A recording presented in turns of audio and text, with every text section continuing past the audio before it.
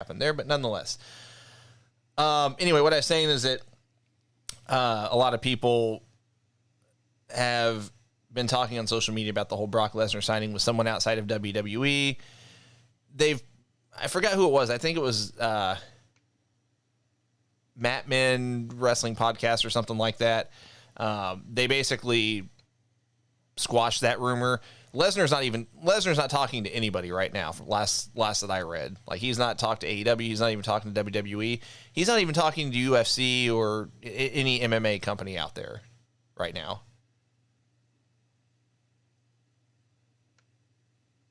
Cole, you still there? I can hear you. Okay. I don't know what's going on, but our YouTube live has ended. Our YouTube live has ended? Yeah, because I just went to switch over to because Facebook was like frozen, and it just had me start from the beginning and ended right where it interrupted the first time. Well, that's a bummer. So that is the fun and joys of the Going Broadway Podcast House Edition, but we're still going to press on forward. So I'm just making sure I'm back in here on Facebook, and it looks like we're good. So yeah, I can hear you just fine. All right, great. We're back. All right, so we're good. Sorry. Anyway, figure things out. So yeah, and sorry guys, I don't know why we keep freezing up. It's has to do with so we use something called OBS Studio, and I guess it keeps disconnecting, but it automatically reconnects. I'm not sure. Nonetheless, we press on.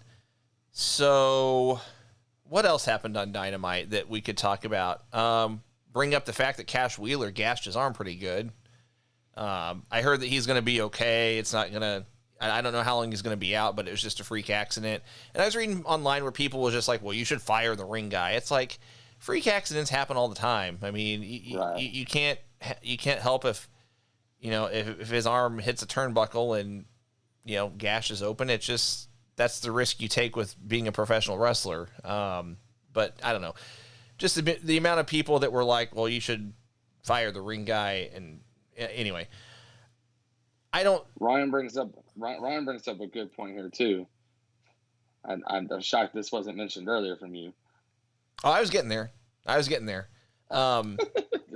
But I don't know. The amount of people on social media, don't get me wrong, I'm not against, kind of looking into it to see if there was something done or not done or whatever.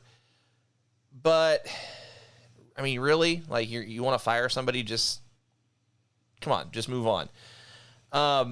So we also had the IWGP United States title match with Lance Archer retaining over Hikuleo.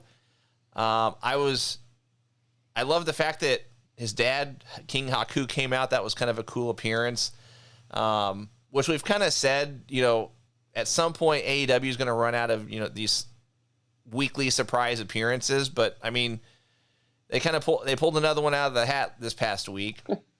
But prior to that, actually, might have been. No, yeah, it was prior to that because he was talking about, whoever won the match. Hiroshi Tanahashi will be getting an IWGP United States title shot against Lance Archer. That will be taking place on the New Japan Emergence show. I think that's what it's called, but it's here. It's actually here in the United States. I was seeing people post on Twitter during Dynamite that Lance Archer was going to have to go back over to Japan to defend it, but that's actually not the case. Another rumor that's coming out of this Hiroshi Tanahashi AEW appearances, I guess, because this was the second time he appeared on Dynamite, is that Hiroshi Tanahashi might be going up against Jon Moxley at All Out. What are your thoughts on that? That is interesting. Because we were just talking about how we were talking about how there's not really a feud with Jon Moxley that would interest us outside of the AEW title. To me, this is one of them. I mean, now granted, Hiroshi Tanahashi's not on the AEW roster, but I mean, the forbidden door's open. So this is intriguing because it brings interest as far as card value.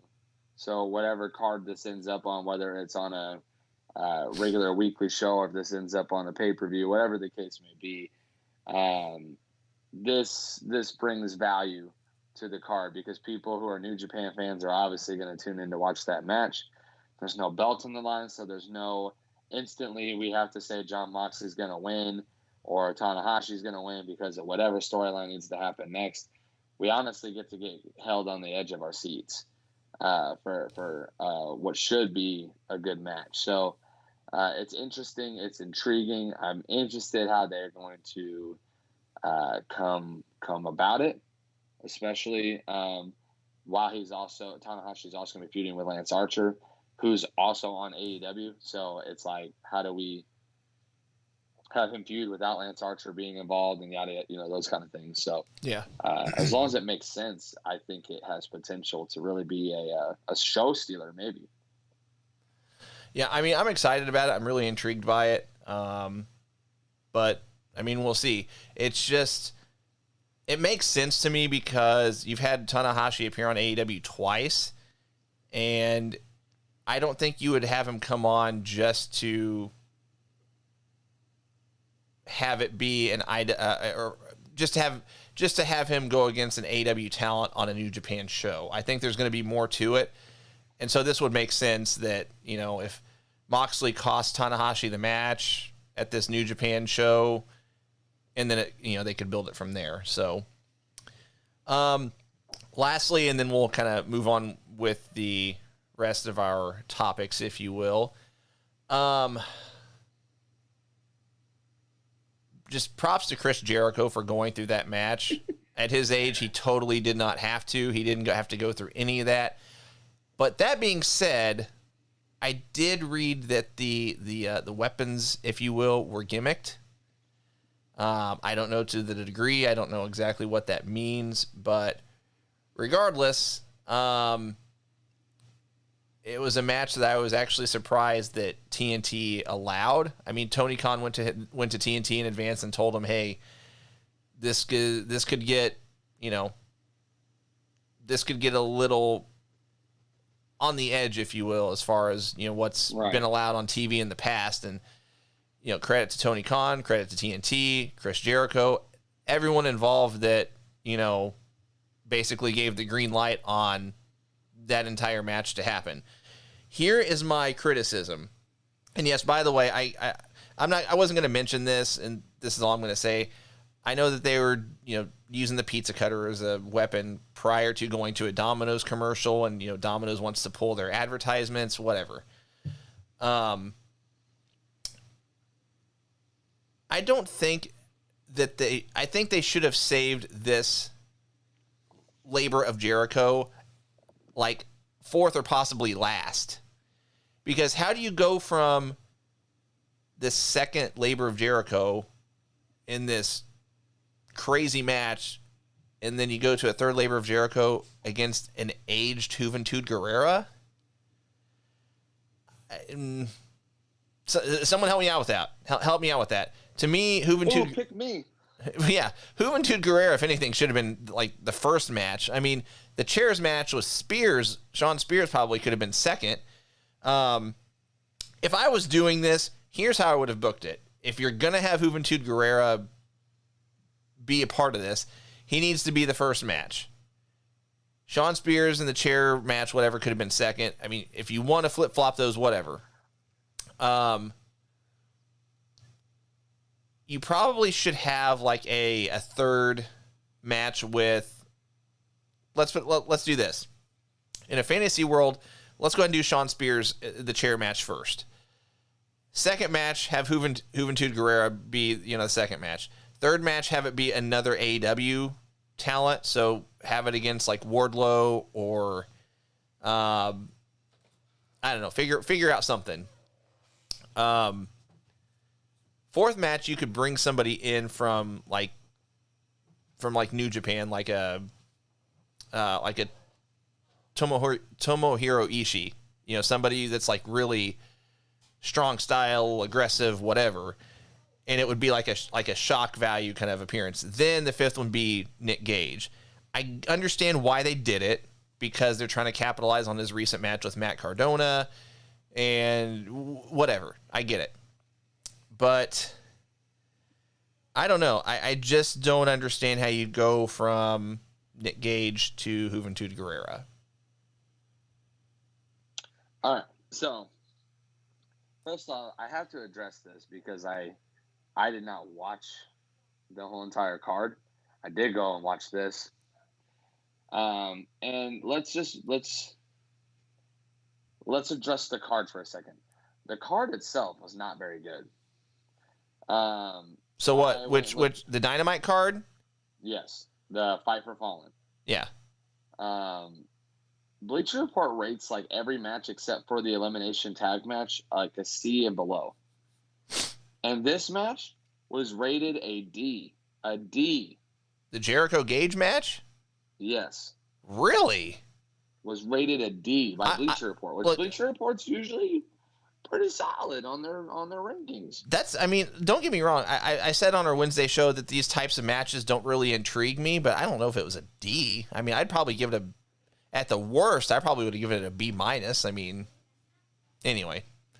So I wanted to address that just to speak on the fact that this match probably shouldn't have closed the show.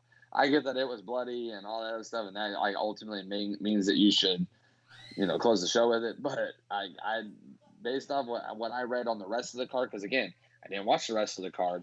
I'm going off their rankings. But I watched this match, and they rated it a D, which tells me that this was the worst match of the night, according to the Bleacher Report, which I just thought was interesting, something to note, because I didn't watch the whole card. So for me, I'm like, oh, that means the card wasn't very good then. Yeah. But nonetheless, let's talk about it. Shawn Spears being one of the labors is actually absolutely lame to begin with.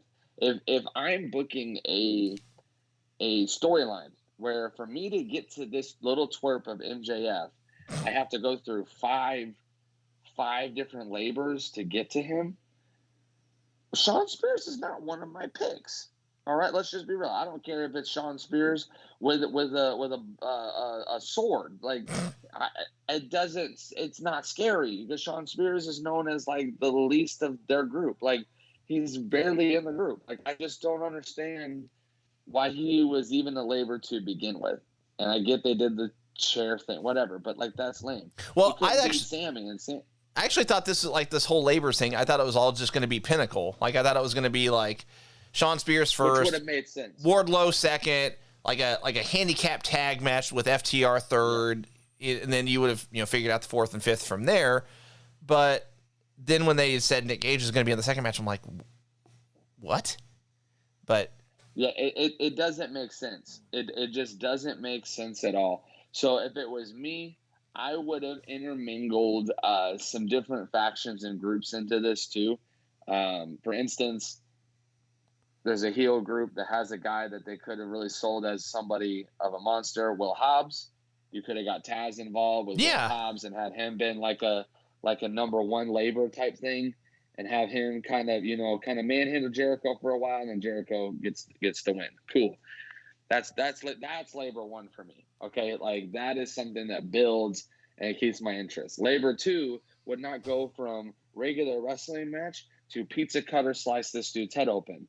All right, that's just not ideal. I don't know if Nick Cage would have been even a thought for me as far as labors, because again, as far as wrestling ability goes, Nick Gage. I'm sorry, Nicolas Cage. He's not the guy. He's just not. Don't you watch AEW? That's a good impression. That was awful. That was awful. It was beautiful. I can't. I just can't.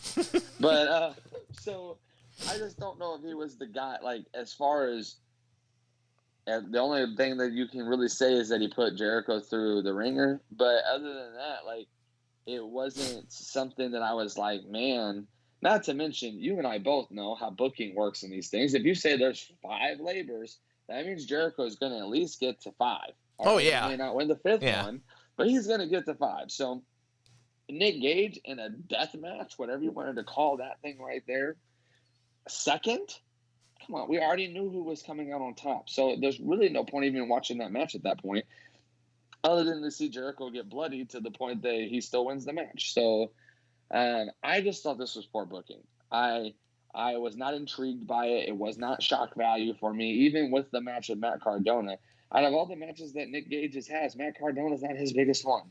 So let's pull the reins back here again. Let's look at what we could have done. We could talk about how they could have put him in a handicap match. If you didn't want to do FTR, cool. Scorpio Sky, Ethan Page, could have put him up against that. You could have done the Will Hobbs thing. We have talent sharing happen right now. You want to do a big shock value? Put him up against Nick Aldis and have Nick Aldis versus Jericho as like a third labor or, whatever, fourth labor, and have him, again, these don't have to be like wins where Jericho looks even dominant. They could be sneaks. They could be underhanded tactics, because Jericho's not playing this face where he has to do everything right. He's still playing an edgy face, which means he could have the referee distracted, low blow, all this, pin him up, and be done. But if you want to do shock value, like, hit me with that. Bring Moose in from Impact and let that be a labor. Sami Callihan, if you really wanted to do like a death match or something that was entertaining, Nick Gage still wouldn't have been my guy. I would have done Sami Callihan, because Sami Callihan can actually wrestle too. And so there's just other things I would have done. And I just don't think that this was a good booking, especially as the second labor, because now I'm like, okay. And then I didn't even get to this part. Juventud Guerrero? What?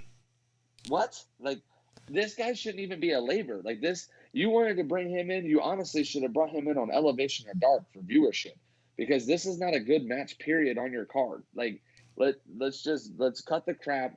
Let's be real. I get he's a legend. I get, there's history, all that stuff. It's not a good match. Jericho's already older. We've already seen that he's not been able to carry himself in some of these matches in the past recently. And now you're going to put two old guys in the ring together to get and say this is the third labor, this is going to be good? I would be shocked if they need a water break between the match. Like, this is not a good booking decision, especially as the third labor in a storyline where the labor should be building and getting harder, and Jericho should be wearing down even more, so each match should look even more unconvincing that he's going to win. And now you've set yourself up for failure, because he just got demolished and still got a win over Nick Gage, and now you're going to have him fight the oldest man that they could possibly get for a special appearance. I mean, you might as well have had Haku come out and just had him wrestle, because that would have probably been more entertaining than what you're seeing now. So I'm just saying, I think it was poor booking. I think it was really bad. I don't think, again, I would go back and say, I don't think Nick Gage should have been in these labor things. I definitely don't think Juventud should be in this labor's thing. And now I really think the storyline's starting to kind of become this bust for me, because, again, I know Jericho's going to get to 5. I know he is. You're not booking a 5 levels labor's thing and having him get to 2 or 3. You're going to have him get to 5. So at least make it entertaining along the way. This is not entertaining. I got to admit, I cracked up whenever they said that the winner has to pull off a top rope maneuver. Did you catch that? You have to win this match. Jericho has to win this match by executing a top rope maneuver to finish the match. So he's going to do a lion saw, obviously. But it has to be off the top rope.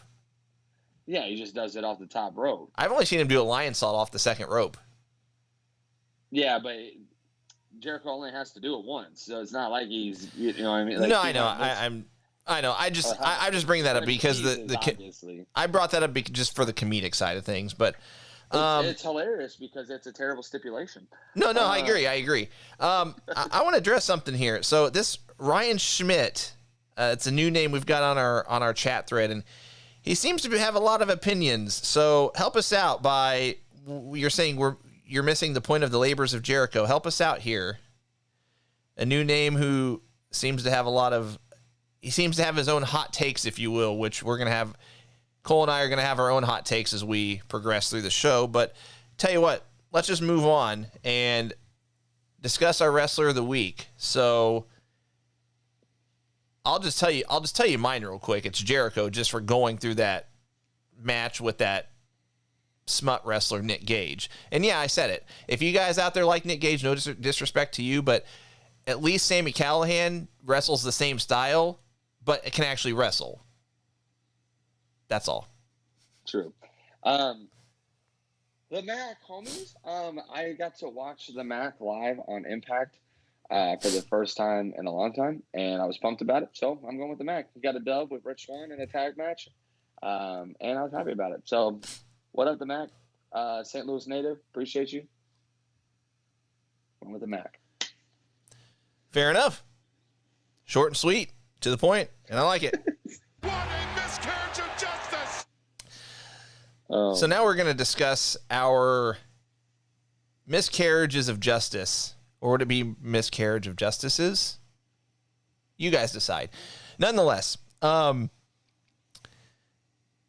start with you. What do you have? We'll go back and forth. Oh, this almost should be like an unpopular opinion, but or a hot take. You might want to save it. It's up to you. I'll tell you what. I'll go first real quick. My first one's short and sweet. Just kind of touching on what you guys on the chat have mentioned as far as Sasha Banks coming back tonight.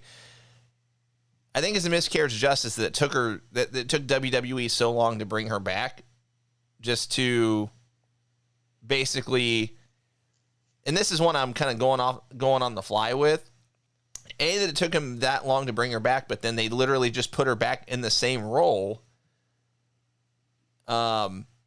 When they, I guess, teased that she was going to be a fan favorite or babyface or whatever, and then according to the chat, she turned back to heel, which shocker. But nonetheless, yeah,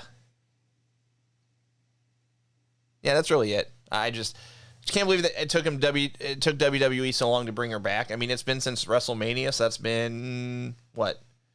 Almost 3 months, 2.5 months, something like that. Okay, I'm gonna save my stuff for hot takes. I got some good stuff for hot takes, so we'll hold off on some of the things I was thinking. But you bring up a good point, so I'm just gonna elevate your point just a little bit more. Do it. The whole women's division, and then when I say women's division, I mean across the board in every company is a miscarriage of justice right now. All right.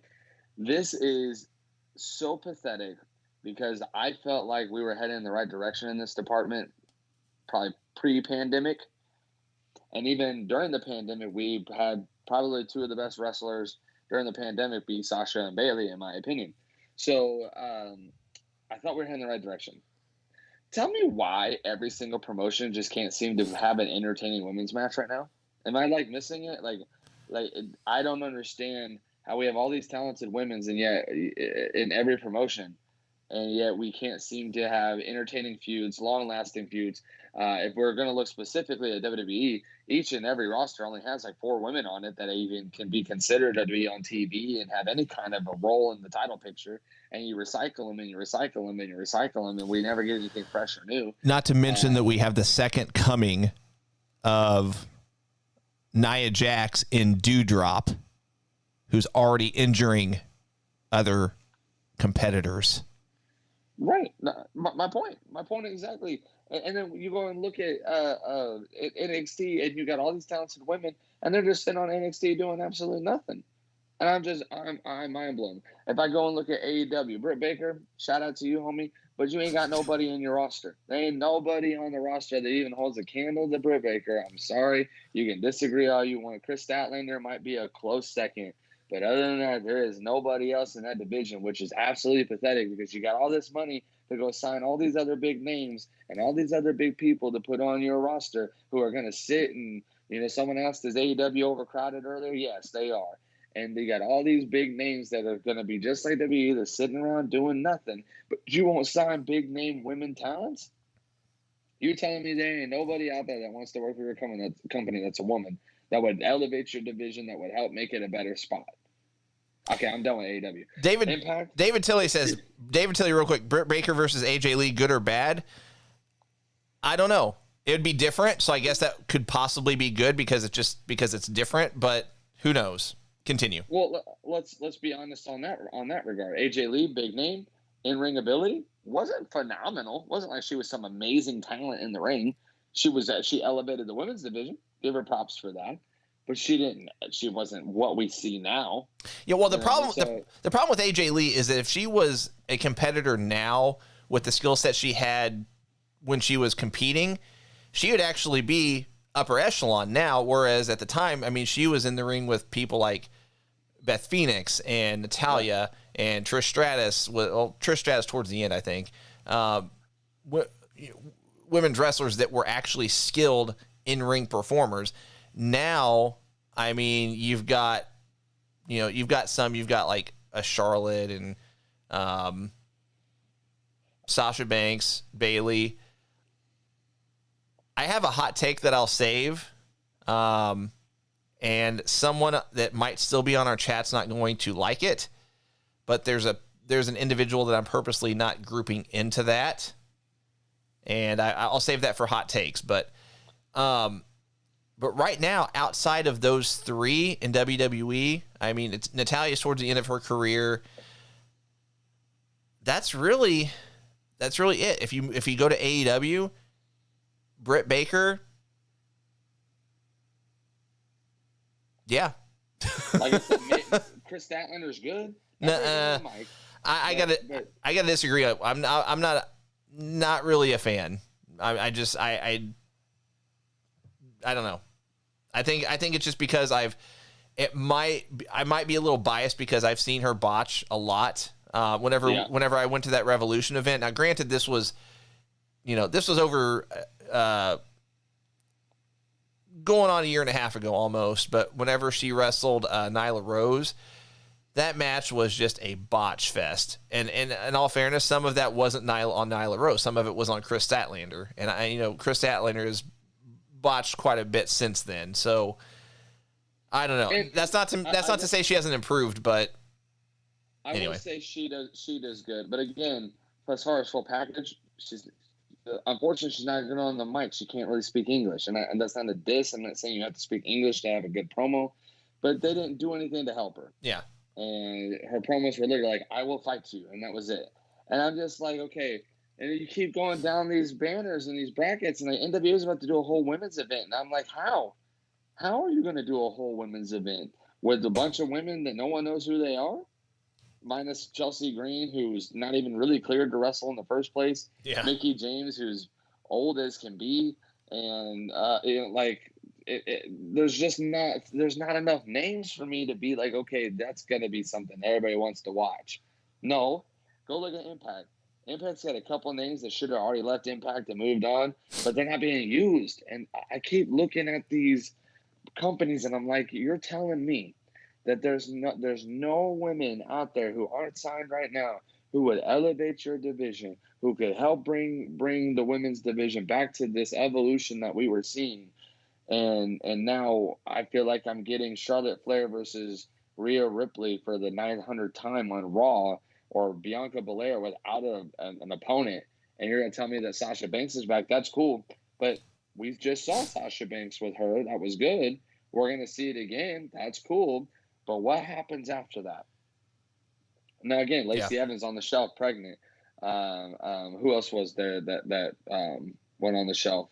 Bailey's on the shelf, obviously. Yeah. And there's a few others that I'm missing that I know are on the shelf due to pregnancy.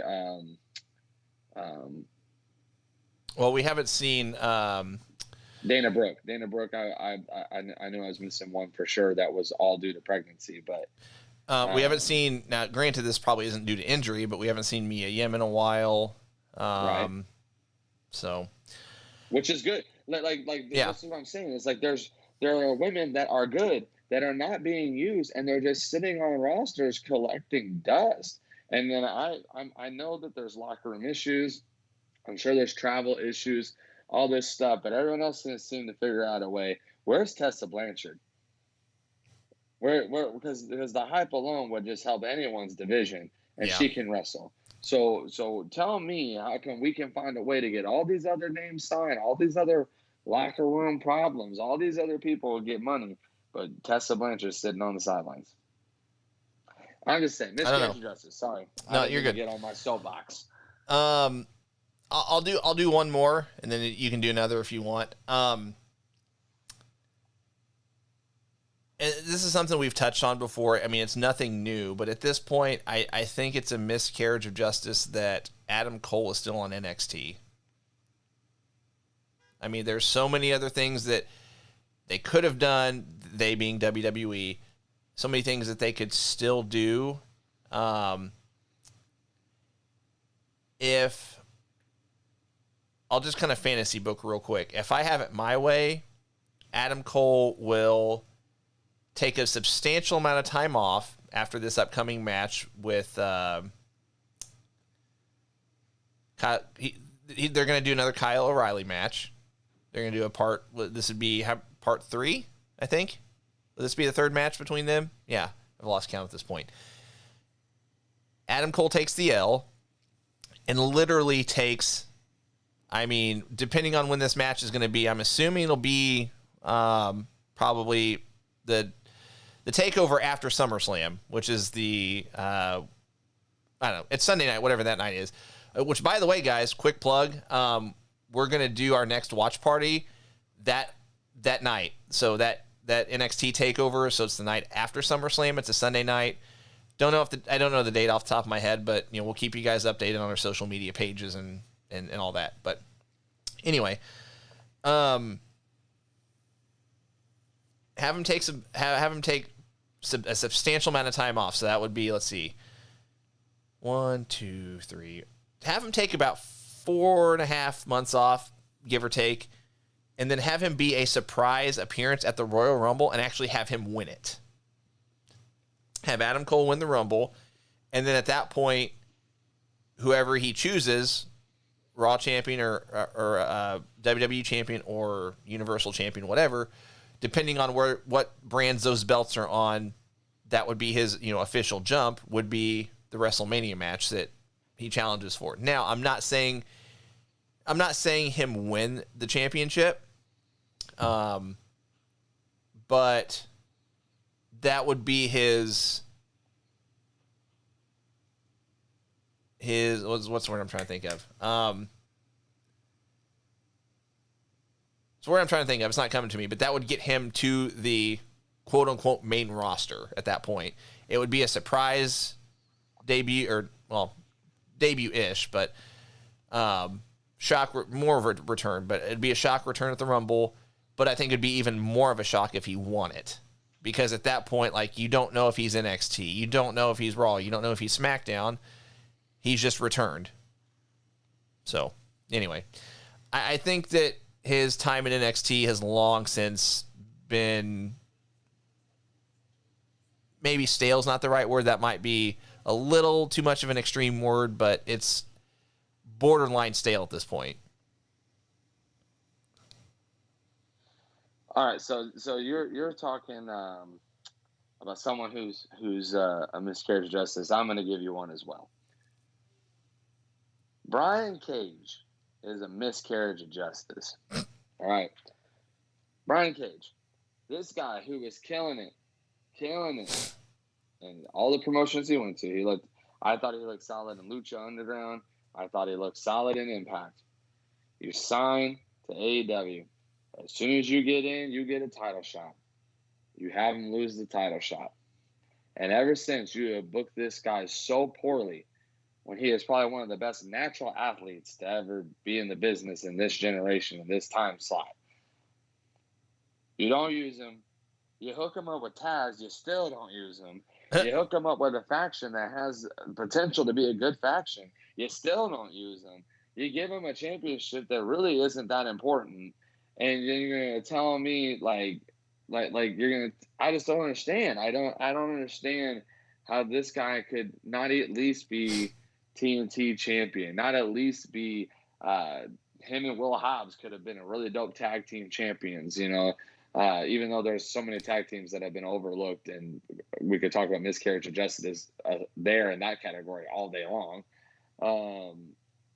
But I still think they missed the mark. They should have had him beat Jon Moxley. I'm just saying, that might be a hot take as well, but I think they're missing the mark with Brian Cage. But I think that's a miscarriage of justice is Brian Cage. Too talented to be thrown to the wayside the way that he has. Many have been, so I'm not saying he's like one in a few, but that's a name that comes to my mind for sure. No, I agree. I'm kind of surprised, to be honest. So on Dynamite this past week, this is something that we didn't mention, but it looks like they're going to continue this feud with Ricky Starks and Team Taz. If it were me, now maybe this is just something that they're going to kind of drag out until All Out or maybe Full Gear or something like that, but he almost needs to be the next guy that really seems like a credible threat to Miro in the TNT Championship. For sure.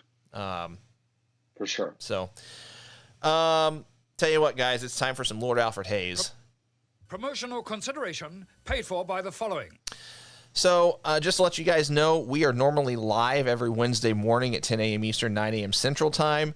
Right now, I'm doing a work-from-home stint for the next few weeks, so hence the reason we are doing house shows. Cole's also got some outside commitments where he's been out of town and things like that, so it's just easier for us to jump online. But normally we're in the studio. We have a studio that we normally broadcast out of. Again, Wednesday mornings, 10 a.m. Eastern at 9 a.m. Central. I am shooting for being back in the studio probably, just pulling up my calendar here, I would say no later than I would say no later than August 25th. If it's before then, awesome. If it's after that, we'll let you guys know. But by the end of next month, we should be back in the studio. But for now, we're going to continue these house shows. We actually preface by saying we're normally live every Wednesday morning at 10 a.m. Eastern, 9 a.m. Central, but we won't be next week. So Cole's got some other commitments to take care of next week, but our next show will be a week from yesterday. So this upcoming Thursday, we'll be live for another night edition or evening edition or GBP after hours, whatever you want to call it. We'll be live Thursday evening at 8 p.m. Eastern, 7 p.m. Central. That's the plan. If that changes, we'll keep you guys updated on our social media pages. Speaking of our social media pages, they are scrolling across the bottom of your screen right now, facebook.com/Going Broadway Podcast. Please give us a like on Facebook, twitter.com/Going BRDWI Pod, Instagram.com/Going BRDWI Pod. Please follow us on Twitter and Instagram. Please subscribe to our YouTube channel, youtube.com/Going Broadway Podcast. Please make sure to hit the notifications button so you're notified when we go live on Facebook and on YouTube. I don't think there's a notifications button for Twitter, but we are live on Twitter as well. We do have a Patreon page as well. If you're interested in becoming one of our monthly financial contributors, we would sincerely and greatly appreciate it. Patreon.com/Going Broadway Podcast is that link. There are 4 different tiers that you may choose from. Each of them has their own perks and benefits, including but not limited to additional giveaway entries into our free 3-belt giveaway that we will be doing once we get to 5,000 Facebook likes. So again, please like our Facebook page, follow us on Twitter and Instagram, subscribe to our YouTube channel, and help to get our name out there. We do have some merch that I'm going to throw up as well, which is another perk/benefit of becoming one of our Patreon members, is discounted merch purchases or free merch. These are our Great American Bash tribute shirts. They are $25 shipped plus applicable taxes for a t-shirt, $50 shipped plus applicable taxes for a hoodie. They do come in the red, white, and blue, and of course they do come in our Going Broadway Podcast colors of black, green, white, and gray. So if you're interested in any of those, hit me up, and we'll get you hooked up with one of those. And just so you guys know, I think we'll debut these next week.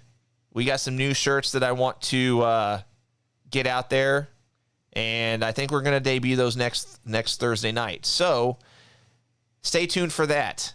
I really like this Great American Bash tribute shirt, but I'm pretty fond of this new design that we've come up with. So tune in Thursday night, and we're gonna have some new merch for you guys to pick up if you're interested. So this is my favorite segment that we do, hot takes, and I'll start off with one. And this is a hot take / rumor, and someone has actually alluded to it on our chat. So it's rumored that the Iconics are coming in to be Britt Baker's bodyguards or whatever. I don't know if that's not the right word, but they're yeah, I mean, just what was the word? I forgot how they phrased it on Dynamite. But basically it'd be it'd be the rumored female stable that they've been talking about for a few weeks now. So it'd basically be Britt Baker, Rebel. I'll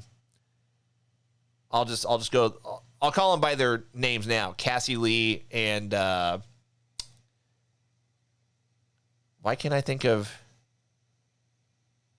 what's the other one's real name? Get her resume. Get her resume out. Right? Why is it not coming to me? This is bothering me. Cassie Lee, who's the other one? What's her real name? Somebody help me out here. Somebody on the chat help me out. What's her? Chat's gonna type it out. All right. Anyway, you guys know who I'm talking about, but here's my hot. K. Billy K. Well, Billy Kay, but what's her real name or what's? Oh, Jay McKay, Jessica McKay. I just thought of it. Anyway, here's my hot take. I hate that idea. Absolutely hate it. If you're gonna bring in the Iconics, just bring them in as a tag team. You don't need another stable. You don't AEW. You don't need another faction. Do what? Sorry, I'm hyping you. You're typing me. I'm hyping you. I'm hyping. Hyping me. Gotcha. I'm on your side. I absolutely hate the idea as well. But continue. Sorry. And sorry to those of you that like the idea. I just look. I'm not even sure if you would have talked to me when they were first released, I'd have been okay with them coming into AEW. At this point, it's like, I don't know, man.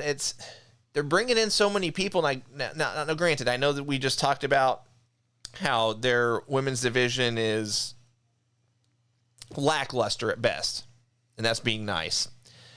I don't know if you bring them in at this point, or if you do. Well, let's put it this way, and here's a secondary hot take. I don't know that I'm as looking forward to them coming in as I maybe would have been when they were first released. Because at this point, it's kind of like, I don't know. I can't put it in words. I can't put my finger on it. And I get that there's the whole no compete thing, whatever. But I mean, when were they released? I mean, it's long since been 3 months or 90 days, hasn't it? And I could be wrong on that. I don't know. Yes, yes, it has. But I know that they've got their own podcast now. They've got some other things that I've read that they're just doing on the side or whatever, just other ventures, and awesome, great for them. At this point, I'm just kind of like, at what point does AEW stop signing people? And this just goes back to the same discussion we've had over and over. At what point does AEW stop signing people from the standpoint of you're eventually going to have main eventers that are opening your AEW dark cards? So. Okay, so I'm going to speak to what you're talking about, and it's actually a perfect segue into one of my hot takes. Do it. One, Iconics coming to AEW, not a problem. Iconics coming into AEW to be Britt Baker's posse, problem. Yep. Because, and I said this before when Peyton Royce was on her solo thing in WWE. You missed the mark. Oh yeah. You missed it. You had a chance to build something great, and you missed it. Cassie Lee, I think that's her. Yeah. Whatever. She should come in and be the challenger for Britt Baker. She should come in and not be Britt Baker's buddy. She should come in and be Britt Baker's foe. Because you can have a women's faction that's great, but there's no women's tag belt. All right. It's not like these two are going to be fighting other women's tag teams for something special. Yep. They're just going to be a faction. They're just going to be friends. They're going to help each other. So you have her come in by herself. You have her go and fight Britt Baker. And you have so-and-so come in and interfere when things don't go Cassie Lee's way. You bring in Jessica McKay. And now you have your faction in. And now you have this draw in the women's division in AEW that's not just Britt Baker, that's feuding. And then they can go and feud with other people later on. They can help build other people, because one of the things that Iconics were good at doing were building others around them with their promos and what they did. And so I think you have a perfect way to help build up other women in that division who all they might just need is a little push. And so I think that would be good booking. Bringing them in to be secondaries to someone who's already the best thing that women's division has to offer just seems kind of silly to me. That's not kind of silly. That's just now look. I should have prefaced by saying, and David alludes to this. He says you might have them come in and then turn on her, betray or whatever. I don't think you have to. I don't even exactly. I don't even think you have to do that. I think you should just bring them in and have it be like a shock appearance. Like let's say Britt Baker's next title defense at All Out, whoever it's against, and Britt Baker retains. You could have one or both of them debut as just kind of a shock thing, and you're off to the races for Britt's next challenger, and you could build that to full gear. Like right. you don't need to bring them in as a posse or whatever. Like it doesn't make sense to me. Yeah. So. You know what I mean? So, anyways, it segues into my first hot take. And we already talked about it a little bit, but I really want to take some time on this and just get my thoughts out here. AEW is overcrowded. Yep. All right. Listen, I see all of these complaints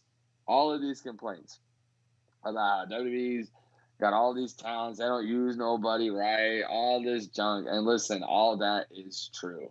They got a lot of talents they don't use, right? They got a lot of people signed and not a whole lot of places to put them. But then we turn around and we praise AEW and we sit here and act like they're doing all these things right. Guys, let's just be real for a second. AEW is overcrowded. Way too many guys' names, specifically in the men's department. Way too many good tag teams that have been overlooked, overshadowed, and pretty much defeated at this point. It's going to be hard to revive anything of a run, in my opinion, at this point in time for some of them. The mid card is atrocious. I'm sorry, the mid card is like you have Miro who's dominating, but like everyone I've seen him like go up against, I'm almost like, why even do the match? Like who else is there? Like I'm not even engaged because the mid card you have all of these big names that you signed that they shouldn't be in the mid card right now because they're hot. Like people want to be involved with that storyline. You got Christian Cage who came in, got a big pop, and now he's fighting Matt Hardy. Like what? I think that's stupid. Well, and then you've got Miro defending a guy, and no disrespect to him, but you've got Miro defending against guys like Lee Johnson. Like, come on. My point exactly. Lee Johnson and Brian Pillman Jr. Like, not that they're not good, but that's not mid card. Those are dark. Those are people who are on Dark and Elevation like every single week. But let's take our time and let's build up Malachi Blacks. Malachi Blacks doesn't need to be built up. Bring Malachi Blacks in and let him go to work. Christian Cage, we got to get him in a feud before we do something else, something big with him. Shut up. Use this guy. He's got the pop. And it's got other stuff. But no, we sit here and we We act like all these guys are going to get their turn and their shot. When? Because Adam Heyman Page has been in the company since the start and still hasn't held it, but just tag titles with Kenny Omega. Yeah. Cody Rhodes held the TNT title. That's cool. Kenny's got the main belt. Young Bucks got the belt. The main four got their stuff. Yep. Main five, whatever you want to call it. But what now? What else? John Moxley got to come in and get the belt right away. Chris Jericho got to be the first champion. But all these other guys coming in, oh no, we'll just let them sit on the sideline, and they'll eventually get their shot and all this stuff. Give me it. Lance Archer hasn't been a champion in AEW. Just because you let him win the U.S. New Japan belt doesn't mean on AEW television mean that was good for him. For as far as AEW is, his AEW stint has been absolute trash, and he's one of the biggest guys on the roster. And not to mention, he's gotten a lot better since, like, I know that better part of a year ago, at least I was more on the critical side of his in-ring ability. Sure. He's gotten a lot better. I mean, a lot better. But let's look at the list even further. Pac. Yeah. Penta. Phoenix. I can keep going. There's so many names on this roster that are not used correctly, whether they're in tag or single. I talked about Brian Cage earlier. I'll even throw Will Hobbs in there. There are so many names on this roster who do absolutely nothing but get wasted away. And we'll sit there and clap for AEW and just talk about how let's sign some more people. They need to sign this person. No, they need to use who they have. Jungle Boy should have been champion. But no, we got to make sure that this guy and that guy, it's overcrowded. And I just wish people would be real about it on both ends. AEW is the same beast that WWE is. They just do it differently. The way that they do their storylines and how they build stuff is different, but how they're signing is the same. They're signing all the names they can get. They're keeping as many names as they can on the roster because they don't want them anywhere else, because they do see value in them. But then they do not put value in them when they go to book. And that is a huge problem that I see as far as how we look at wrestling right now. AEW has just as many overcrowding problems as WWE does. I had another hot take. I think I'm going to save it. I think we'll do another hot take segment on next week's show, because I actually have a couple of them. I've got a big one that I was going to mention tonight, but I'm going to save it. And I'm also looking at the time. I want to wrap up within the next 20 minutes as well. So we're going to move on to some fan mail. If that sounds good to you guys. So, there we go. They got the answers. I changed the questions. Slight delay. Okay.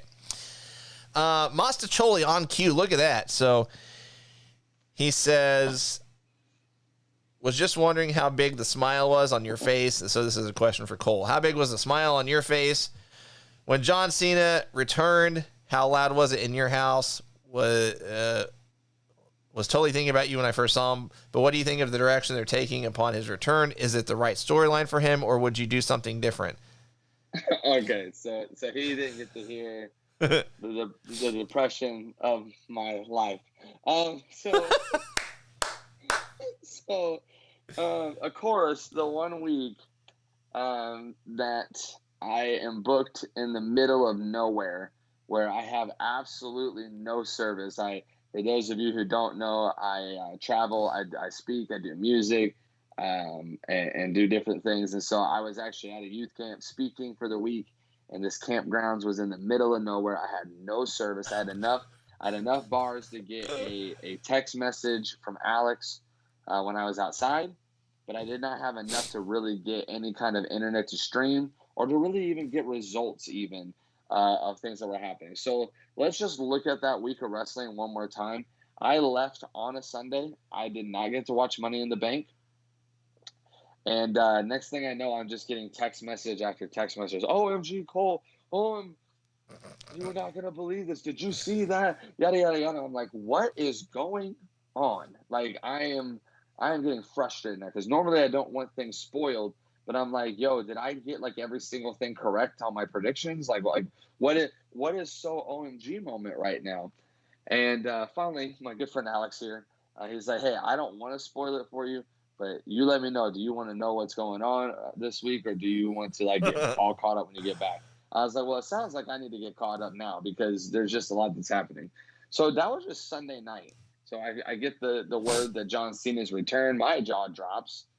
No one understands why my jaw's dropping at this camp, but I'm ecstatic. I'm friggin' bummed that I missed it. Well, hold on. So whenever I told you that, and you're at camp, this is what's going through your head. And his name is John Cena.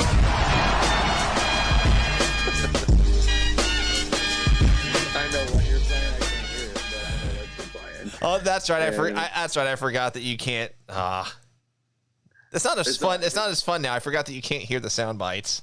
Because they can hear it, and that's all that really matters. Yeah. But man, so I was bummed that I saw his return, and you know, we had kind of been alluding to the fact that we knew John Cena was going to be in a feud or storyline with Roman, so that part wasn't shocking. But just missing the pop, which I heard was probably one of the biggest pops that we've had in a long time, and so that kind of bummed me out that I didn't get to watch that as it happened, because it's still not the same. Like going back and watching, I was like, yeah, that was cool, but I think I would have been way more jaw dropped and shocked when that happened. But then, of course, the rest of that week, we got all these Karrion Kross debuting on Raw. Keith Lee returned, even though it was underwhelming.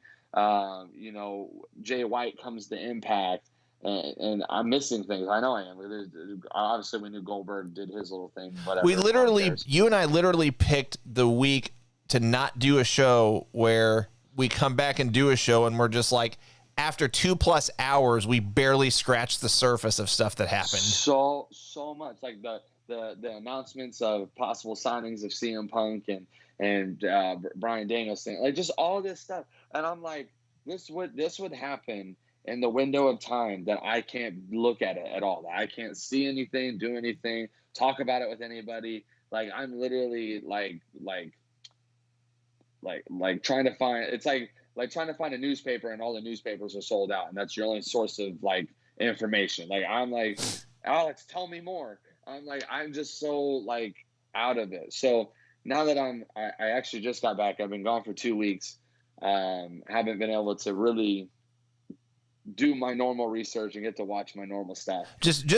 Real quick, just for our viewers too, Cole literally just got back. I mean, 10 minutes before we went live, like 10 or 15 minutes. Like I called him on Skype and he said, call me back in like 10 or 15 minutes because I'm carrying stuff in. So yeah, I've been like gone. Like I've slept in my bed twice in the past 2 weeks. So, you know, love what I get to do and all that stuff, but I didn't get to see all these big things happen. I found out later on. Now, to answer the last part of your question, do I think they're in the right direction?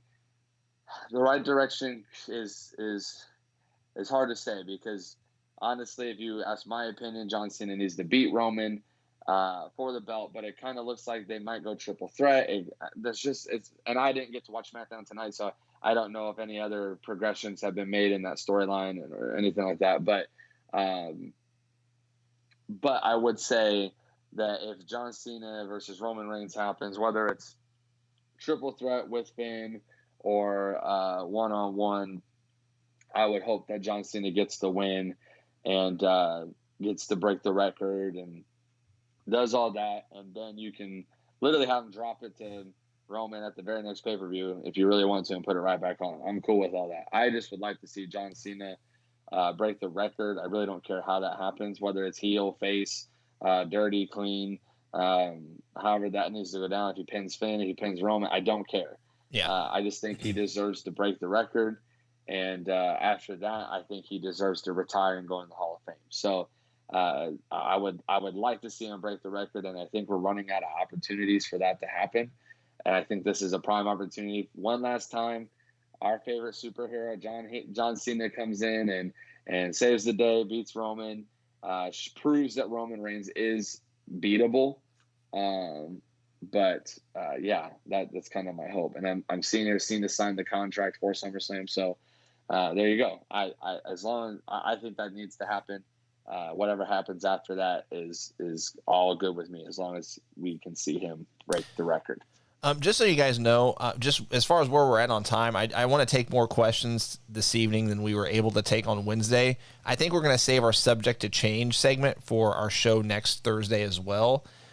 Just because, again, I want to get to more of your guys' questions before we wrap up for tonight. So, thank you, Masa Choi. That was from Masa Choi. The next question from Thomas. What do you think of the rumor that Vince was going to have Karrion Kross go on a losing streak until Scarlett shows up and starts dominating again? I mean, it makes sense from a storyline standpoint. It's kind of like, and I forgot who made this analogy or where I read it, but it's basically like Scarlett is Karrion Kross's, like the Undertaker's urn, if that makes sense.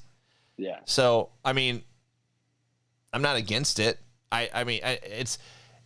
It's one of those things we've said on the show before. I don't think you should split them up whenever he does come to Monday Night Raw full time. He definitely feels empty without her.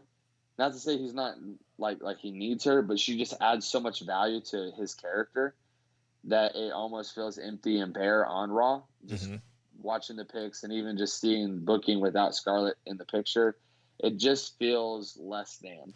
And I think it's because you sold us something on NXT, and again, NXT is the breeding ground for greatness.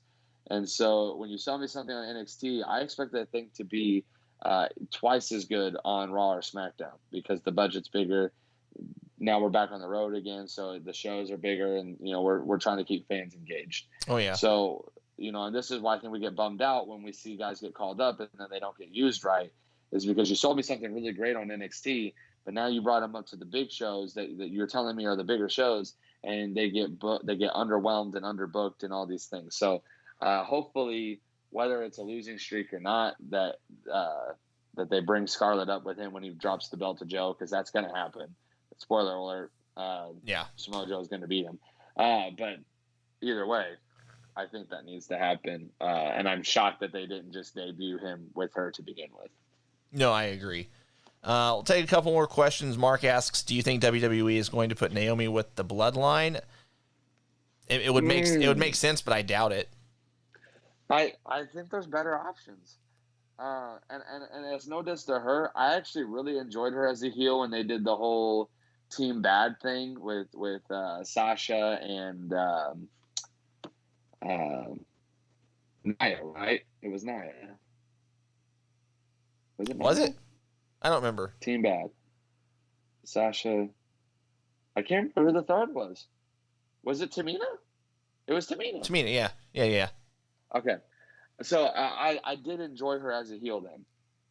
Now, I actually think Tamina should be in the Bloodline, and I think that's where she should have got, I should say, get her title reign as women's champion. I think it would be really dope because they could do a lot right here. I get it. They could do this with Naomi as well, but I think it would be dope to have the Street Profits and Bianca Belair versus the Usos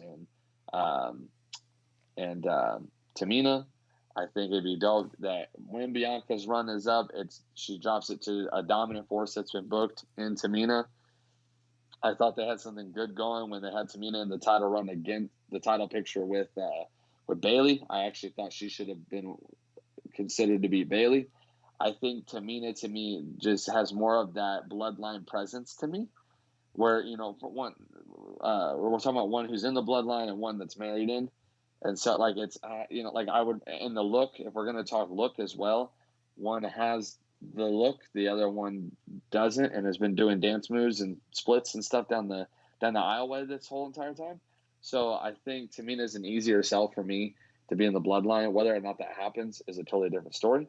I don't know if we'll get a woman in the bloodline, but if we do, I don't know if I'd want to see her as much as I'd rather see Tamina, and Tamina actually get pushed into the women's title picture and win it. Last question, and then we're going to wrap up for the night. David asks, I think WWE has no good full-time baby faces on the roster, and they're having trouble creating one. Do you see anyone that can be the next big baby face in WWE? Big E. I mean, he's already kind of on the cusp, but that's the That's really the first one that comes to my mind. I mean, if you really want to, build, I don't want to say build from scratch, but it would be different than what we've normally seen from him on NXT, but you could put Adam Cole in that spot, kind of like a babyface Stone Cold Steve Austin kind of thing, where he, still has his like heel tendencies, but but he's cheered by fans. This is an intricate question, because when you say build, that they're having trouble building, I don't think the trouble is building as much as it is as actually executing. Because I think there are plenty of names that we could name. John Morrison could easily step into a babyface role and be a guy. Ricochet people are going to scream for that dude every time his music hits, no matter how good he is or bad he is on the mic, I should say. Ricochet easily could be booked into a huge babyface slot. Yep. Finn Balor could easily be the big babyface to run the place as long as you want him to. Kevin Owens is easily a babyface. People will eat him up when he's running face. So I don't think the problem is that they don't have it, because your point, you said I think WWE has no good full-time baby faces. I think they have plenty of guys who are capable. Yeah, for sure. Have not been given the full green light to just be the guy, though, because again, our guys have been Seth Rollins as a babyface. He got the green light to be the guy. Roman Reigns as a heel. I mean, even as a face, he got the green light, but no one wanted that. But as a heel, he got the green light to be the heel. And so, like, we've seen when people get the green light and they get the full access to be who they want them to be, it's easy as all get out. But when you start to have guys who get themselves over without the green light, but because they don't have the green light, they're not cheered like that. I mean, we missed out on it with Cesaro, and we actually missed out on it with Shinsuke Nakamura when they hit their high peaks in the company and people were ready for them to be the guy. They made the right move with Kofi Kingston a couple of years ago and did the right thing. But they have guys who are ready to just step into that babyface mode and really have that spot in the company. But if they don't greenlight you in WWE, it won't matter how good of a babyface you are. And it's not going to be because they didn't create a good babyface. It's going to be because they did not execute when they should have for you to step into that role and be that guy. Yeah, for sure. 100% agree. Like I said, guys, we're going to skip subject to change for tonight. We'll save that for next Thursday night's show. Again, that's the next time we'll be live. So join us on Thursday. What's the date on that? So that would be Thursday night, August 5th. That'll be our next show. We will not be live at our normal time on Wednesday morning, but we will be back on Thursday night at 8 p.m. Eastern, 7 p.m. Central, Thursday, August the 5th. That being said, it's about that time. Cole, any final thoughts? Guys, as always, thank you for watching the greatest wrestling podcast at night. Sorry, I had to do it one more time. Anyway, thanks for watching. It's been a blast to chat. I think we got really opinionated tonight, so thank you for jumping in on all the opinions and sharing thoughts and having fun with us.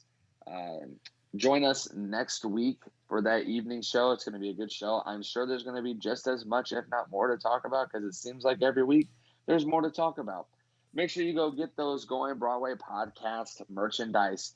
We're unveiling a new design next week's show. So that means this week's show, you should go ahead and buy the most current one so you're not getting behind on all of these designs. All right, so go and get you this Going Broadway podcast merch. The seasons change. If you're in the Midwest, they're always changing. So you might as well go ahead and get a t-shirt and a hoodie. They are made to order, so place your order now. That way you get it in time for the seasons to change. Other than that, I leave you with your favorite thing in the entire world. Guys, thanks so much for joining us, and we will see you next Thursday night.